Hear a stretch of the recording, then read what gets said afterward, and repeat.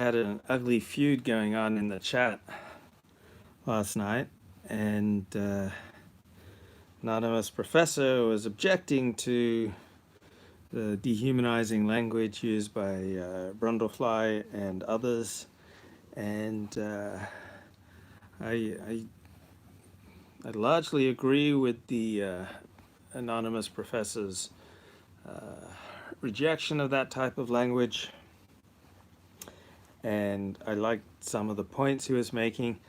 But I think it illustrates a bigger issue. And that is, if you're in a situation, whether it's a chat online, it's the same as real life, man. The internet is real life. I'm doing my exercises. I got my 10-pound weights on my ankles. How do you like them weights, bros? Um, so let's say you're in a situation, whether it's an online chat or it's in real life, and you tell people, hey, I don't think we should be using this dehumanizing language. And you may very well be 100% right. Anonymous Professor's been a big supporter of the show. Really grateful to his support, and I like his generally like 90%, 95% of what he says in the chat. But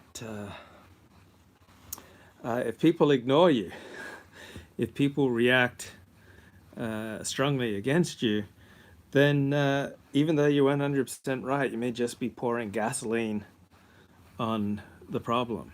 So I prefer people to stay out of feuds in the chat. And if the feuds continue, I'm just going to time people out, or even eject you. Like I had one acquaintance in the chat who was just just going crazy at Kyle. And Kyle may have his defects, and Kyle may be wrong about this or that, but Jacob Natali, he was just over the top. It's like, okay, feel free to say where Kyle is wrong or I'm wrong, but if you just want to launch into a series of character attacks and you don't stop and you just keep going, then I'm either going to time you out or ban you. And so too, if you're objecting to people saying Shibun, okay, make the objection once and let it go. There's no point in making objections more than making suggestions or objections to people more than once, generally speaking, right?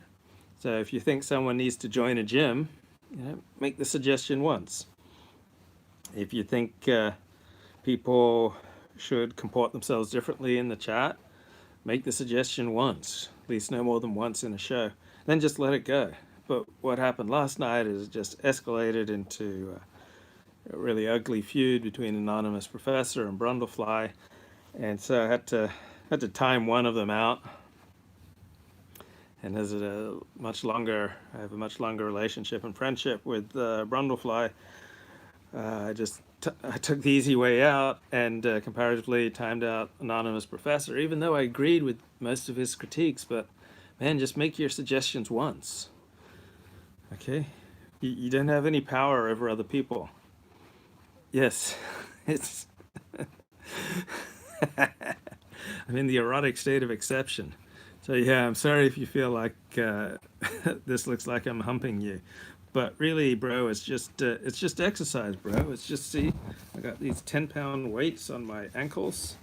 It's electronic ankle bracelet, so that the police department knows where I'm at all times, and it's also useful in my exercises.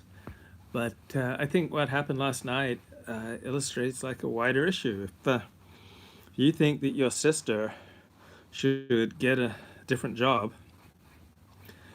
don't make the suggestion more than once.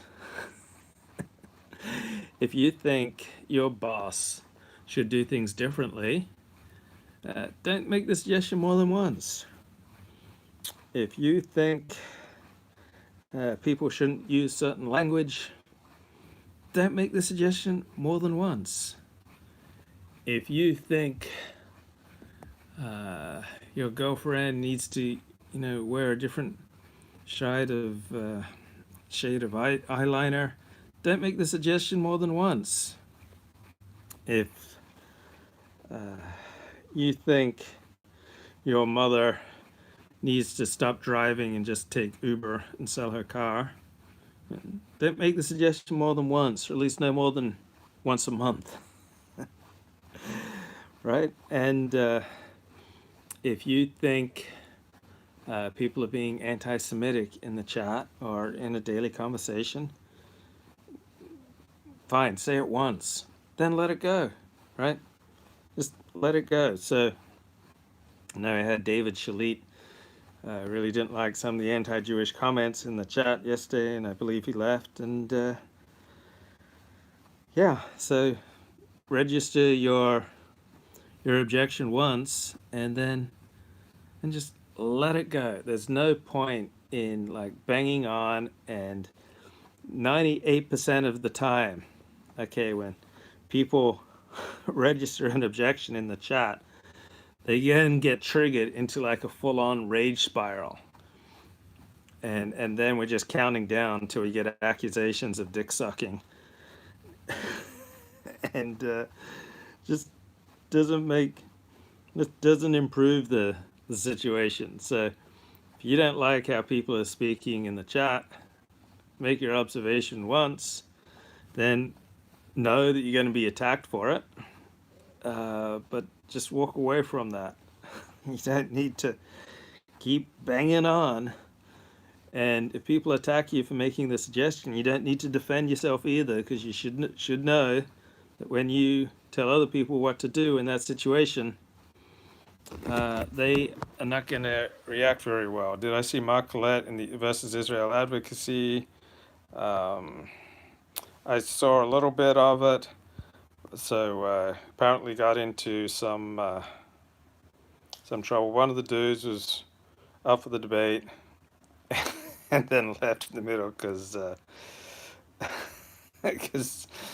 Mark was an anti-Semite. Yeah, so yeah, I thought that was lame. Like, how many people would leave a chat or leave a debate because there are anti-Gentile sentiments being expressed, right? So for every non-Jew who has negative sentiments about Jews, there's proportionately the same percentage of Jews who have negative sentiments about non-Jews. Only we give a special sacred name to anti-Jewish sentiment. We call it anti-Semitism. But because we don't give any sacred name to anti-Gentile sentiments, we we don't have a name for it. It's just anti-Gentilism isn't a thing. So therefore it doesn't exist. But I'm also thinking like about Office protocol. It's so easy for feuds to escalate. It's like, come on, man, you got to clean out the microwave after you use the microwave. Okay, make the suggestion once and then let it go. Don't go banging on. Someone doesn't wash their hands in the bathroom. Uh, if you make the suggestion at all, make it once and then just let it go. There's no point in arguing politics, religion, hot button issues in a workplace environment. And if people don't get your point in the chat or on the hangout and you made your point clearly, or in life, then just let it go. You don't have to get increasingly excited and speak more quickly. And with guys, right, we will tend to interrupt a guy if he repeats himself. So, and the question in the chat, Luke, do most ultra-Orthodox Jews accept converts? I think that was the... Would they let their convert marry their daughter? Okay, that is complicated. It would depend. It would depend. So, some ultra-Orthodox Jews would let their daughter marry a convert. Many would not. Generally speaking, it's probably best for converts to marry converts or marry Balei Tshuva, meaning Jews who become Orthodox later in life, rather than Jews who are Orthodox from birth. So Balei Tshuva and converts usually will have more in common with other converts.